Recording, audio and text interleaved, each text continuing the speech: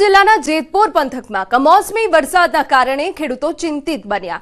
જેતપુર તાલુકાના મેવાસા ગામમાં અચાનક વાતાવરણમાં આવેલા પલટા બાદ ભારે પવન સાથે વરસાદ ખાબક્યો હતો। મેવાસા ગામમાં મોટા પ્રમાણમાં તૈયાર થયેલો ઘઉંનો પાક જમીનદોસ્ત થઈ ગયો।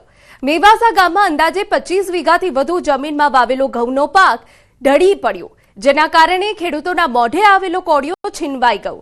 જેથી મેવાસાના ખેડૂતો માંગ કરી રહ્યા છે કે સરકાર નુકસાનીનો સર્વે હાથ ધરે અને અસરગ્રસ્ત ખેડૂતોને યોગ્ય આર્થિક સહાય ચૂકવવામાં આવે।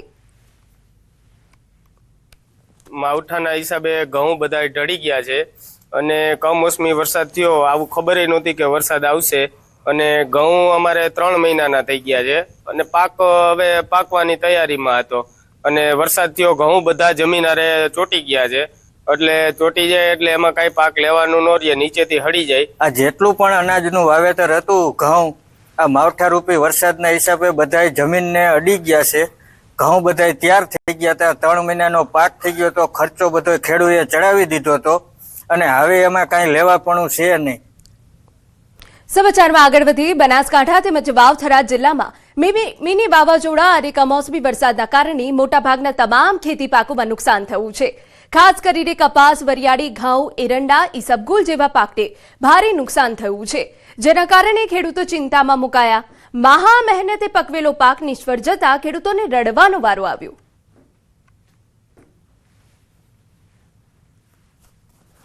આસુબાનો રાતે વરસાદને વાવાઝોડું આવ્યું, એમાં ઓછામાં ઓછું 2 જોતરાના ઘઉં હતા અને મારે 1.5 લાખની ગણતરી હતી અને બધો મોટાયો કોળિયો ગયો અને બધા ઘઉં ખરી ગયા, કોઈ કોમનું રહ્યું નથી। વાગે વાવાઝોડું વરસાદ આવવાથી લાખો રૂપિયાનું નુકસાન છે। વરિયાળી અમારા જેવા હજારો ખેડૂતોને નુકસાન આવ્યું છે। સંપૂર્ણ ઈસુકુલ જમીનમાં ધરાજી થઈ જતું હશે, એટલે એક કિંમતી પાક ઈસુકુલ હોય છે, બટાકો છે, આ તમામ પાકોને આ કમોસમી વરસાદના કારણે મોટું નુકસાન થયું છે। ખેડૂતોને માથે હાથ દીનો વાળો આવ્યો છે। સરકાર આ બાબતે કોઈ વિચાર કરી અને ખેડૂતોને જો મદદ કરે તો ખેડૂતો બચી શકે તેમ છે। સમાચારમાં આગળ વધીએ તો વાવાઝોડાના કારણે નર્મદા ઉત્તર વાહિનીની પરિક્રમા ફરી શરૂ। હંગામી પુલ પરથી પરિક્રમાવાસીઓની અવરજવર વાવાઝોડાના કારણે બંધ કરવામાં આવી હતી। પરિક્રમા કરી રહેલા શ્રદ્ધાળુઓને સાવચેતી રાખવા તંત્ર દ્વારા અપીલ કરાઈ। રેંગણ ઘાટ પાસે બંધ કરાયેલી બોટ પણ ફરી શરૂ કરવામાં આવી। તો પરિક્રમાવાસીઓને સાવચેતી રાખવા અપીલ કરવામાં આવી છે। કમોસમી વરસાદ પડ્યો છે, રેંગણ ઘાટ ખાતે બોટ પણ હાલ શરૂ કરી દેવામાં આવી છે, પરંતુ જે શ્રદ્ધાળુઓ છે તેમને એક વિશેષ સૂચના આપવામાં આવી છે। વાવાઝોડાના કારણે સ્થગિત કરાઈ હતી, જે ફરી એક વખત પરિક્રમા શરૂ કરી દેવામાં આવી છે। અન્ય મહત્વના સમાચાર, જમ્મુ કાશ્મીરમાં ભારે હિમવર્ષા થઈ। કારગિલમાં તાજી બરફવર્ષા થઈ, ચોતરફ બરફ જ બરફ જોવા મળ્યો। વૃક્ષો બરફમાં ઢંકાયેલા દેખાયા। બરફની સફેદ ચાદર છવાતા આહલાદક દ્રશ્યો સર્જાયા, જે આપ ટીવી સ્ક્રીન પર જોઈ રહ્યા છો। આ જમ્મુ કાશ્મીરમાં ભારે હિમવર્ષા થઈ રહી છે। જમ્મુ કાશ્મીરના અલગ અલગ જે સ્થળો છે ત્યાં હિમવર્ષાના કારણે આહલાદક દ્રશ્યો સર્જાયા છે। કારગિલમાં તાજી હિમવર્ષા શરૂ થઈ છે, જેના કારણે ચારે તરફ બરફનું સામ્રાજ્ય છવાઈ ગયું છે। એક તરફ જે હિમવર્ષા થઈ રહી છે તેના કારણે પ્રવાસીઓમાં પણ એક ઉત્સાહ જોવા મળી રહ્યો છે।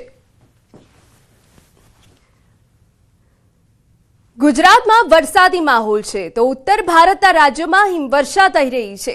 જમ્મુ અને કાશ્મીરના નાથટોપમાં તાજેતરમાં થયેલી હિમવર્ષાએ હવામાનને સંપૂર્ણપણે બદલી નાખ્યું છે। અચાનક થયેલી હિમવર્ષાથી પ્રવાસીઓ પણ ખુશ છે।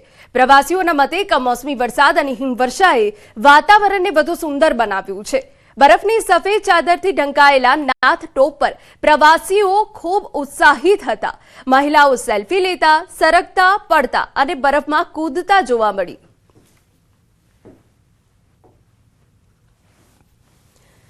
જમ્મુ કાશ્મીરના ઘણા ભાગોમાં હિમવર્ષા થઈ રહી છે। બદલાયેલા મોસમનો પ્રવાસીઓ આનંદ તો ઉઠાવી રહ્યા છે, તો ઘણી જગ્યાએ ભારે હિમવર્ષાથી શિયાળા જેવો માહોલ બન્યો છે। ગઈકાલથી ગુલમર્ગમાં 5-6 ઇંચનો તાજો બરફ જામ્યો। વિસ્તારમાં બરફવર્ષા ચાલુ છે। ગુલમર્ગમાં પ્રવાસીઓ આનંદ માણી રહ્યા છે।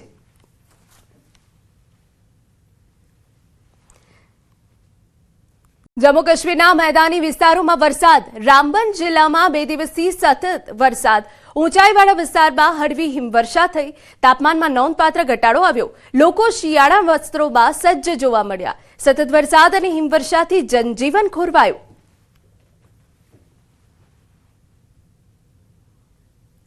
વાત હવે રાજસ્થાનની કરીએ તો કેટલાક ભાગોમાં તેજ પવન સાથે કરા પડ્યા. ધોલપુરમાં ભારે પવન સાથે વરસાદ પડ્યો તો કેટલાક ભાગોમાં કરા પડવાથી ખેડૂતોની ચિંતા વધી ગઈ. ચણા અને વટાણાના કદના કરા પડવાથી ખેતરોમાં ઊભા પાકને નુકસાન થવાની આશંકા છે. ભારે પવન અને કરા પડવાથી ઘણા વિસ્તારોમાં પાક વળી ગયો, જેના કારણે ખેડૂતોની ચિંતા છે કે તેમની મહેનત વ્યર્થ જશે. ખેડૂતો કહે છે કે જો હવામાન બગડતું રહેશે તો રવિ પાકને નોંધપાત્ર નુકસાન થઈ શકે. અન્ય મહત્વના સમાચાર પર નજર કરીએ.